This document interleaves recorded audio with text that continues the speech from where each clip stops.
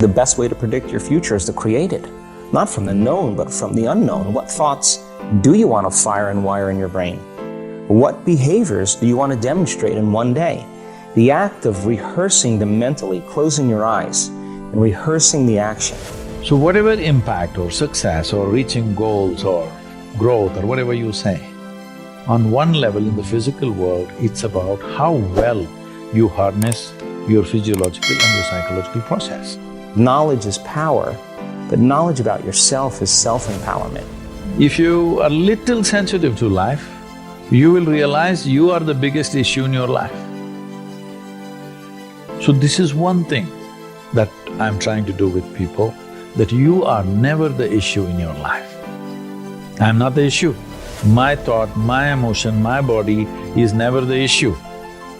My thought, my emotion, my energy and my body are my instruments of function. They are not impediments in my life.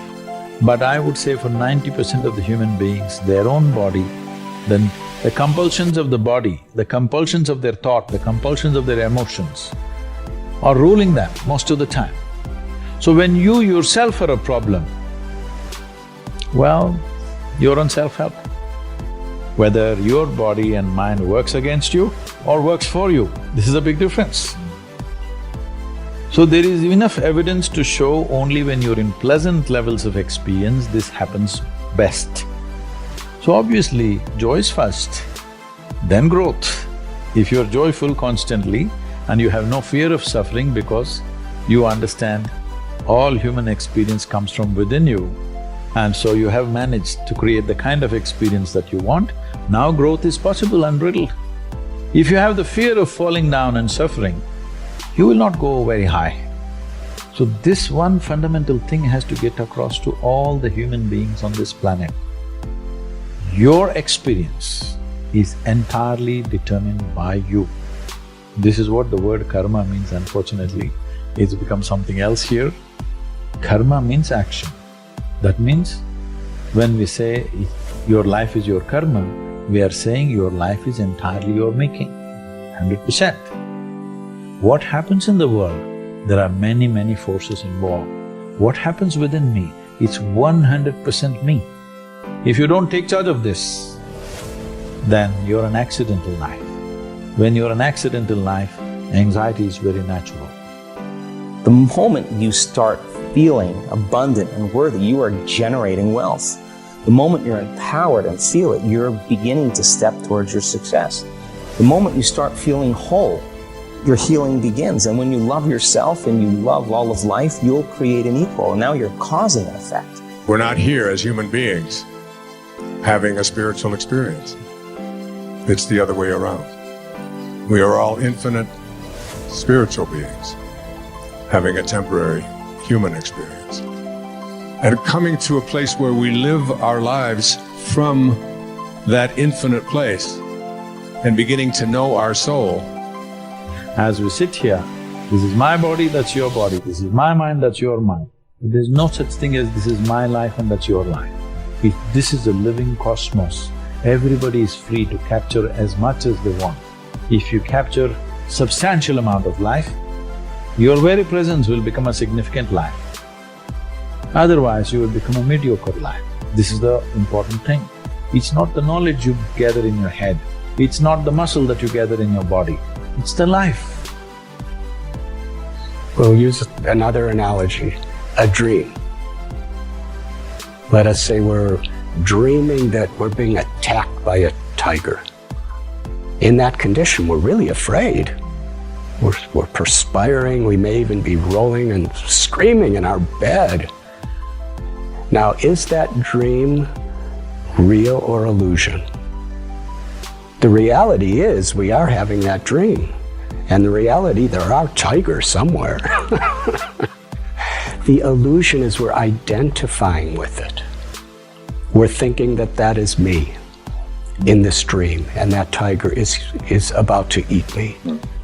But in actuality, the dream is real, we're real, but when we're misidentifying with that dream, thinking that that's happening to me now, then that's the illusion. That's the idea of yoga or true spirituality to actually learn to live in harmony with one's own self. We have this physical body, we have the mind and all of the thoughts and emotions that come through the mind, but who are we?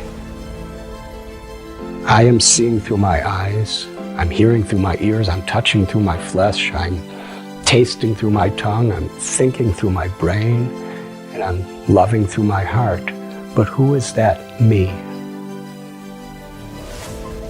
That me is the essential consciousness that's giving life to every other aspect of our existence, our body and our mind. Consciousness is unique, but it's part and parcel of what is universal.